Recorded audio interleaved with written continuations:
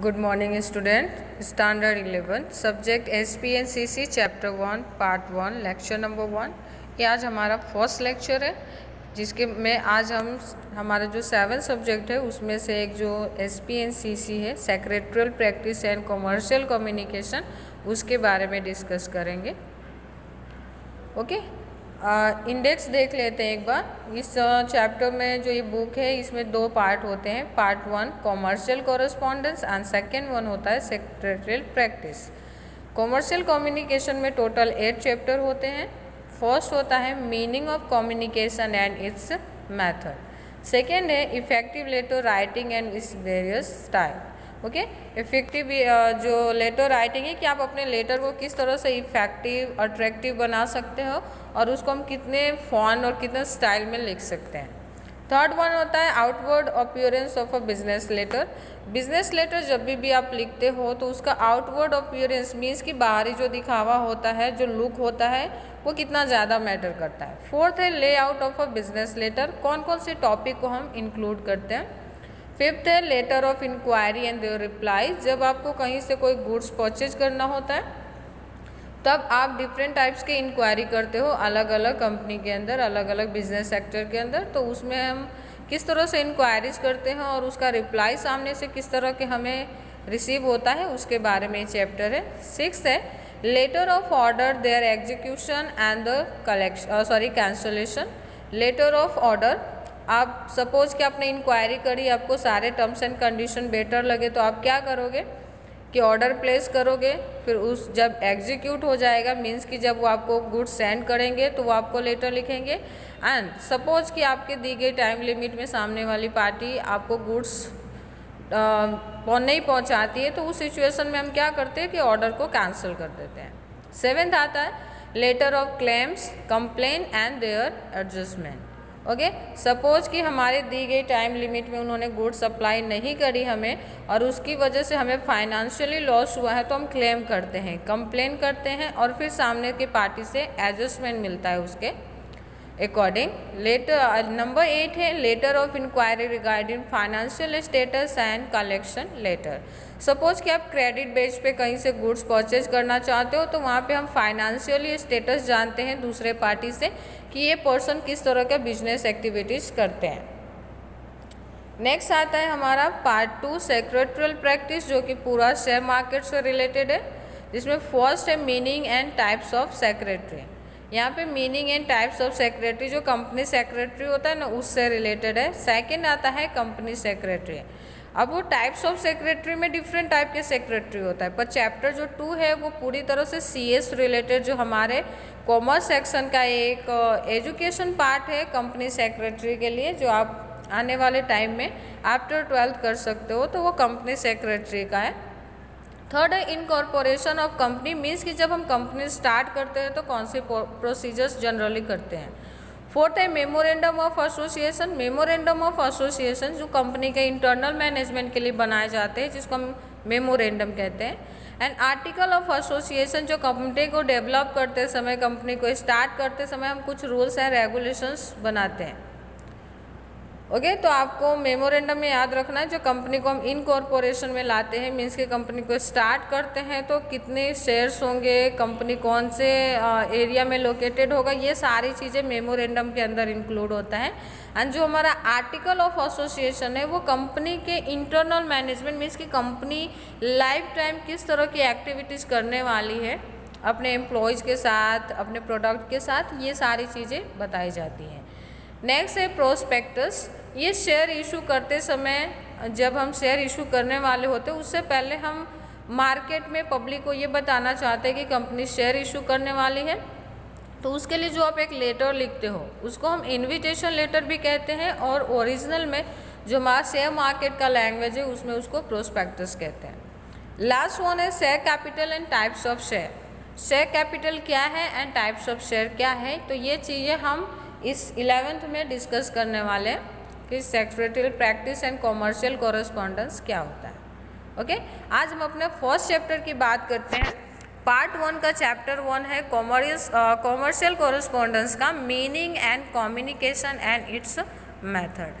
Communication का meaning क्या होता है और उसको हम किस तरह से कौन कौन से मेथड अप्लाई करते हैं, ठीक है। तो इसमें आप देख पाओगे कि हम इसमें क्या देखने वाले हैं। तो सबसे पहले हम इंट्रोडक्शन देखेंगे। इसमें स्क्रीन पे आपको दिख रहा होगा, फर्स्ट होगा इंट्रोडक्शन, सेकंड क्वेश्चन होगा what is commercial communication, third है प्रोसेस ऑफ कम्युनिकेशन, फोर्थ है मेथड ऑफ कम्युनिकेशन, फिफ्थ है oral communication and last one है रिटन कम्युनिकेशन। तो ये सारे क्वेश्चंस इस चैप्टर के अंदर कवर होने वाला है, तो आपको ध्यान रखना है। आज हम अपना इंट्रोडक्शन स्टार्ट करते हैं। ओके, इंट्रोडक्शन में आप देखते हो इंटरेक्शन विथ अदर और communication is not only an activity consistently undertaken. Okay, आप यहाँ पे देख रहे हो कि इंटरेक्शन विथ अदर्स, दूसरों के साथ इंटरेक्शन करना, उनके साथ बातचीत करना, उनके साथ कम्युनिकेट करना, वो सिर्फ एक्टिविटीज़ नहीं है जो कि की जाती हैं, but also basic need for every living being. But ये सिर्फ ऐसा नहीं है कि एक पर्टिकुलर टॉपिक है जिसको आप करते हो, ये एक हमारी नीड है, हमारी ज़रूरत है, जो हम एक दूसरे के साथ बातचीत करके अपने प्रॉब्लम को सॉल्व करते हैं। ओके, नेक्स्ट दिया हुआ है in order to express one feelings and exchange of ideas it's become imperative to come into and remain in contact with others in. Okay, यहाँ पे आप देख पा रहे हो in order to express one feelings and exchange of ideas. इसमें क्या करते हैं, जब हम एक दूसरे से बातचीत करते हैं, कम्युनिकेशन करते हैं, कोरेस्पॉन्डेंस करते हैं, तो वहाँ क्या करते हैं, हम अपने आइडियाज़ को, अपने फीलिंग्स को एक दूसरे के साथ शेयर करते हैं, उनके सामने एक्सप्रेस करते हैं, और it becomes imperative to come in to remain in contact with और अदर्स। और इससे क्या होता है कि हम एक दूसरे के कॉन्टैक्ट में रहते हैं, उनके साथ हमारा जो कॉन्टैक्ट बनता है और हमेशा हम साथ में रहते हैं किसी न किसी तरीके से। In this chapter, we shall learn about communication and also the difference between routine communication and commercial communication. इस चैप्टर में हम बेसिकली देखने क्या वाले हैं, तो कम्युनिकेशन और कोरेस्पोंडेंस क्या होता है, और रूटीन कम्युनिकेशन जो आप डेली बेसिस पे कम्युनिकेशन करते हो उसमें, और जो हम कॉमर्शियल मीन्स कि बिजनेस रिलेटेड कम्युनिकेशन करते हैं उसमें बेसिकली क्या डिफरेंस देखने को मिलता है। We shall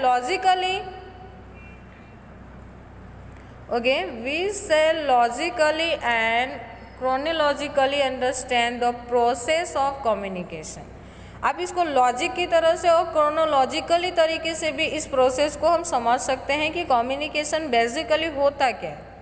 ओके, नेक्स्ट है we shall also consider in detail different method of communication. और यहाँ पे हम जो we shall also consider detail different method of communication that we use their characteristics and limitations। जैसे कि हम सब जानते हैं हर एक टॉपिक का, हर एक लिविंग बीइंग का, नॉन लिविंग थिंग का, सबका एक अपना लिमिटेशंस एंड बेनिफिट्स होते हैं।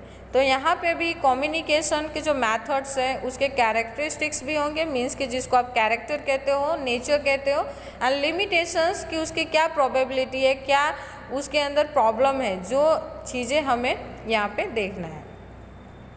ओके, नेक्स्ट है in various field for the process of communication different mean of communication are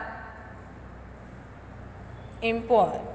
again यहाँ पे आपको याद रखना है कि जो हम डिफरेंट वेरियस फील्ड होते हैं हमारे पास अवेलेबल, उसमें आप जब प्रोसेस करते हो कम्युनिकेशन का, तो ऐसा नहीं है कि सारे फील्ड में ना हम सेम प्रोसेस करेंगे। आपको पता है कि जो फैमिली मेम्बर से जब हम बातचीत करते हैं तो उसका जो टोन, उसका जो लैंग्वेज होता है वो अलग होता है, और वही जब आप अपने बिजनेस रिलेटेड मैटर्स में आप इन्वॉल्व होते हो तो वहाँ पे आपको चीज़ें अलग करनी रहती है।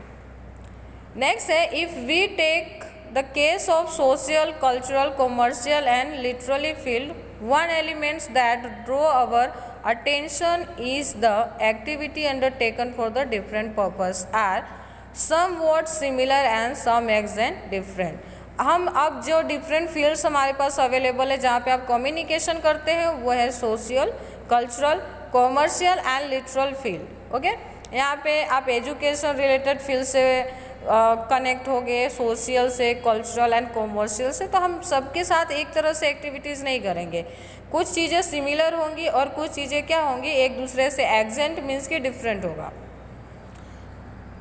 नेक्स्ट आता है there are specific modes and style of different type of communication.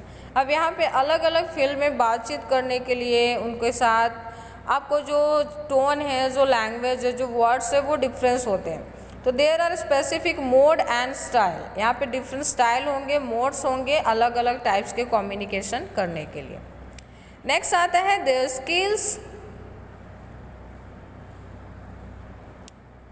Skills and method differ from one another. जो हमारे अंदर जो स्किल्स होते हैं, जो मैथड्स होते हैं वो एक दूसरे से क्या होता है डिफरेंट होता है। किसी व्यक्ति की कुछ गलत कही हुई बात भी ना हमें इतना ज़्यादा बुरा नहीं लगता, पर कभी कभी क्या होता है कि कोई इंसान अच्छी बातें कहता है ना, फिर भी उसका जो टोन इतना रफ होता है कि वो चीज़ें हम टॉलरेट नहीं कर पाते। तो ये चीज़ें हमें यहाँ पे ध्यान रखनी है। It become necessary to maintain this variety and peculiarity and also the incorporate is with conscientious efforts। अब हमें ये ध्यान रखना है कि जब भी आप कॉरेस्पॉन्डेंस करो तो आपको क्या करना है, वेराइटी एंड जो पेक्युलरिटी है उसको आपको बहुत ही कंसर्न के साथ, बहुत ही कहते हैं ना क्यूरियसिटी के साथ आपको उस एफर्ट्स को ध्यान में रखना है कि हमसे कभी कोई ऐसी मिस्टेक ना हो जो हमारे बिजनेस रिलेशन को, फैमिली रिलेशन को, फ्रेंड के साथ रिलेशन को ख़राब कर दें। नेक्स्ट आता है thus the process involving particular style, scale and appropriate mean and employed for exchange of information is known as process of communication. Okay, process of communication का डेफिनेशन जनरली एग्जाम में पूछा जाता है, तो आपको याद रखना है कि प्रोसेस ऑफ कम्युनिकेशन क्या है। तो प्रोसेस यहाँ पे आप देख रहे हो, process involving particular style, skills and appropriate mean and employed for exchange of information is known as process of communication. Okay, तो ये हमारा डेफिनेशन था जो आपको नोट डाउन करने हैं, क्योंकि आपको पता है कि इसके ऊपर से हमें नोट तैयार करने हैं, पर इस का नहीं करना है, आपको सिर्फ ये मीनिंग लिख लेनी है कि कम्युनिकेशन क्या होता है। तो जब भी आप कोई पर्टिकुलर इस प्रोसेस में जो इन्वॉल्विंग पर्टिकुलर स्टाइल होती है लेटर की, या फिर आपके बातचीत करने की जो स्किल्स होते हैं आपके अंदर, एंड जो अप्रोप्रिएट मीन होता है and employed of exchange information, और जो आप इन्फॉर्मेशन एक्सचेंज करते हो एक दूसरे के साथ, इसी प्रोसेस को हम कम्युनिकेशन प्रोसेस कहते हैं। द वर्ड, अब यहाँ पे नेक्स्ट क्वेश्चन ये बनता है कि जो कम्युनिकेशन वर्ड है वो कहाँ से अराइव हुआ है, जो ये जो डिराइव हुआ है वो कहाँ से हुआ है। तो आपको याद रखना है the word communication English is derive from Latin word